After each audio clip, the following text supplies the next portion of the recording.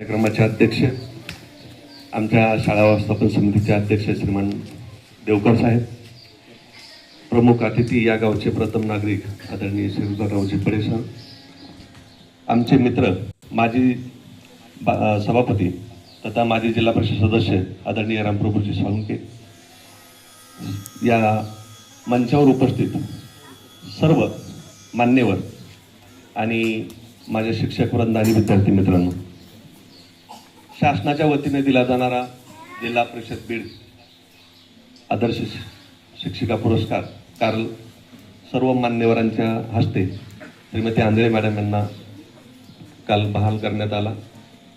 2023 साठी हा पुरस्कार, या पुरस्काराची निवड आंधळे मॅडम यांची झाली. आंधळे मॅडम विद्यार्थ्यांसाठी बोलतोय, माझ्या पत्नी आहेत आणि त्यांचा आम्ही दोघं तिथं एकत्र काम केलं. अशा प्राशा आसोला आणि प्राशा गावंदरा या शाळेसाठी त्यांचं फार मोठं योगदान माझ्याबरोबर लागलं. त्या दोन्ही शाळा ISO करण्यासाठी त्यांनी माझ्याबरोबर, म्हणजे मी लवकर निघायचो त्याच्यामुळे त्यांना लवकर निघावं लागायचं, मी उशिरा जायचो त्याच्यामुळे त्यांना उशिरा जावं लागायचं. त्यांचा पगार सुद्धा मी त्या शाळेसाठी खर्चला, नंतर मला तो गावकरने दिला. पण म्हणजे अशा प्रत्येक कामामध्ये त्यांनी माझ्यासोबत म्हणजे योगदान दिलं. त्या शाळा घडवण्यामध्ये, विद्यार्थी घडवण्यामध्ये त्यांचं फार मोठं योगदान मला लाभलं आणि मी ते काम करू शकलो. ही फार महत्त्वाची गोष्ट अशी आहे. त्यांच्या म्हणजे त्या ज्या शाळेमध्ये काम करत असताना 6वी ते 8वीच्या विद्यार्थ्यांना प्राथमिक पदवीधर असल्यामुळे त्यांच्याकडे मराठी, इतिहास, भूगोल असे विषय आहेत. त्यांच्या अध्यापनामध्ये त्या मुलांसाठी सुंदर हस्ताक्षर असे उपक्रम, त्यानंतर प्रश्न निर्मिती, एखादा पाठ शिकवल्यानंतर त्याच्यावर 30 प्रश्न काढायला विद्यार्थ्यांना सांगतात. त्याच्यामुळे विद्यार्थ्यांना तो पाठ समजतो, वाचावा लागतो आणि तो समजल्याशिवाय ते प्रश्न विद्यार्थ्यांना काढता येतात. आणि एकदा का त्यांनी त्या पाठावर जर 30 प्रश्न त्यांनी जर काढले तर तो पाठ त्या विद्यार्थ्यांना पाठ झाल्यासारखा किंवा त्याचं पूर्ण जे स्किल आहे ते मिळतं.